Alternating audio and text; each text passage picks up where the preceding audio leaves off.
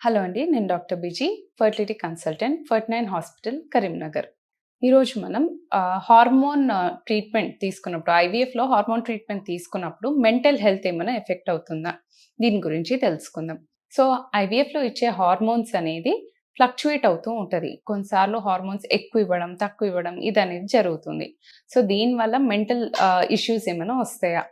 So, normally period ఉన్నప్పుడు, లేకపోతే menopause దగ్గరకొచ్చినప్పుడు effect అయ్యే మైల్డ్ మూడ్ ఫ్లక్చుయేషన్స్ కానీ, కోపం ఎక్కువ రావడము, ఎవరితో మాట్లాడాలనిపియకపోవడం, కాన్సంట్రేషన్ కొంచెం డిఫికల్ట్‌గా అవ్వాలనుకోవడం, డిఫికల్టీ ఇన్ కాన్సంట్రేషన్ ఇవన్నీ ఫేస్ అవుతూ ఉంటారు.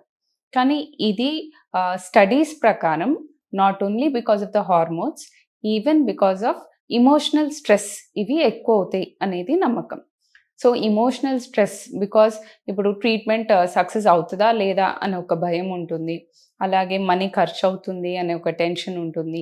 ఇంతకుముందు కొందరికి ఫెయిల్యూర్ అయి ఉంటుంది. సో, సక్సెస్ మళ్ళీ ఈసారి గూడా రాదా? అనే టెన్షన్ ఉంటుంది.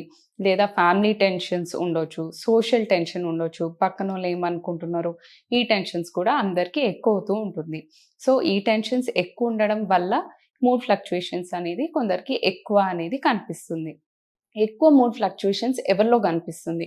సో, ఎక్కువ మూడ్ ఫ్లక్చుయేషన్స్ ఎవరిలో కనిపిస్తుందంటే, ఇంతకు ముందు ఏమైనా సైకలాజికల్ డిజార్డర్స్ ఉన్నవాళ్ళు, లేకపోతే యాంగ్జైటీ, టెన్షన్స్ ఆల్రెడీ ఇంతకుముందు ఉండి మెడిసిన్స్ వాడిన వాళ్ళు, వీళ్ళలో ఎక్కువ కనిపియొచ్చు.